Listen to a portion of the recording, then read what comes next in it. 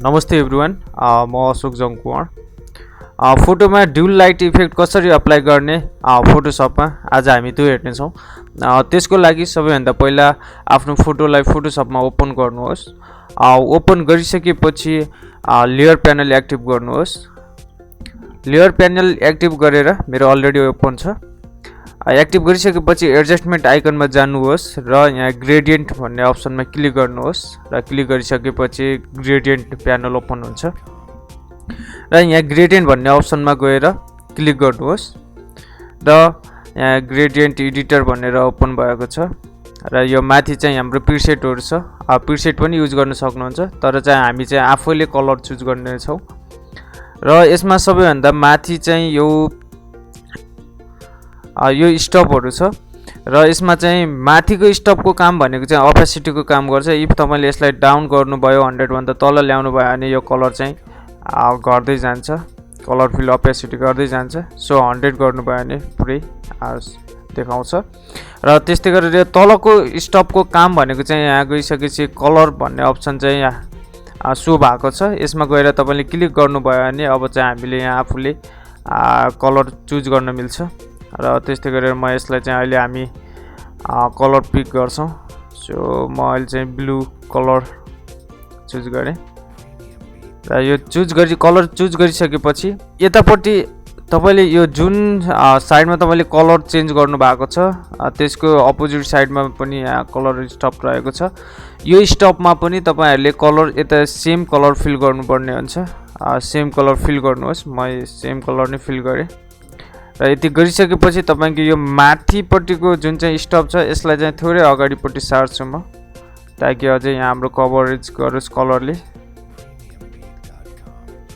र यसलाई चाहिँ यो जुन चाहिँ यो हाम्रो लोकेसन सिम्बल छ यो लोकेसन सिम्बललाई म थोरै अगाडि सार्छु ताकि यसले अझ धेरै एरिया कभर गरोस् र यतापट्टिको स्टपलाई पनि म थोरै अगाडि सार्छु र यति गरिसकेपछि ओके गर्नुहोस् र यहाँ तलपट्टि एंगल भन्ने अप्सन छ। यो एंगललाई चाहिँ म अहिले 0 गर्छु ताकि मलाई होरिजेन्टली हैन हामीलाई चाहिएको भर्टिकली हो।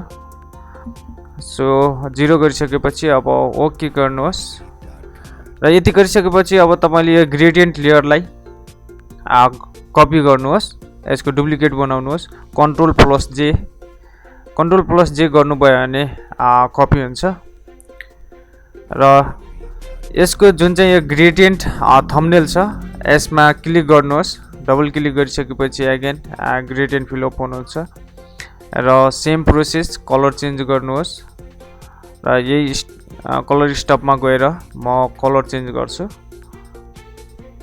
र अहिले म चाहिँ रेड कलर लिन्छु र यति गरिसकेपछि यहाँ जुन चाहिँ रिभर्स भन्ने अप्सनमा क्लिक गर्न नबिर्सिनु होला र यसमा क्लिक गर्नुहोस् एन्ड देन ओके र यो दुवै लेयरलाई सिलेक्ट गरेर ग्रुप गर्नुहोस् कन्ट्रोल प्लस जी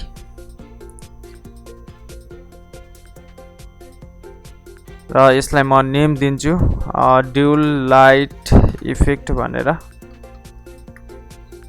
यति गरिसकेपछि मोडमा जानुहोस् र कलर भन्ने अप्सन चुज गर्नु होला र यसरी हाम्रो इफेक्ट अप्लाई भइसकेको छ र यसमा जुन चाहिँ यो हाम्रो ड्युल लाइट इफेक्ट भन्ने लेयर छ यसमा यो साइडमा गएर डबल क्लिक गर्नुहोस्। यो किन गर्ने भने यहाँ हाम्रो चाहिँ अझै नै साइडमा धेरै कलरहरु देखिएको छ, अझै जुन चाहिँ यो कलर इफेक्टहरु एकदम यतापट्टि डार्क ब्लू कलर र रेड कलर एकदम हाइलाइट भएको छ। सो यसलाई चाहिँ हामी अझै हेर्ने छौं, मिलाउने छौं। यसलाई मिलाउनको लागि चाहिँ सबैभन्दा पहिला लेयरमा गएर यो साइडको खाली एरियामा डबल क्लिक गर्नुहोस्।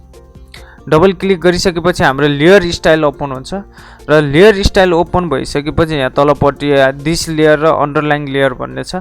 हामी चाहिँ अन्डरलाइन लेयरमा गएर यो अन्डरलाइन लेयरमा यो तलपट्टिको यो अप्सन छ यसमा चाहिँ अल्टसँग क्लिक गरियो भने यो दुईटा हुन्छ।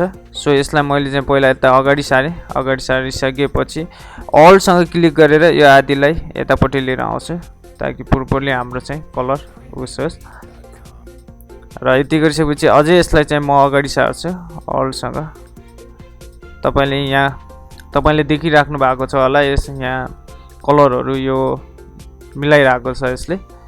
सो यसलाई थोरै अगाडिपट्टि सार्छु र यति गरिसकेपछि ओके। अब चाहिँ हामीले बिफोर आफ्टर यति गरिसकेपछि यहाँ हेर्न सक्नुहुन्छ हाम्रो इमेजमा ड्युल लाइट इफेक्ट कसरी एप्लाई भयो भनेर। यो ग्रेडियन्ट म्यापमा गएर तपाईले अरु कुनै कलर डिफरेन्ट कलर चुज गर्न पनि सक्नुहुन्छ। अगेन त्यही थम्बनेलमा गएर क्लिक गर्नुहोस् र यसमा गएर तपाईले आफूले चाहेको कलरहरू पिक गर्न सक्नुहुन्छ। कुन कलर चेन्ज गर्न चाहनुहुन्छ यसरी चुज गर्न सक्नुहुन्छ।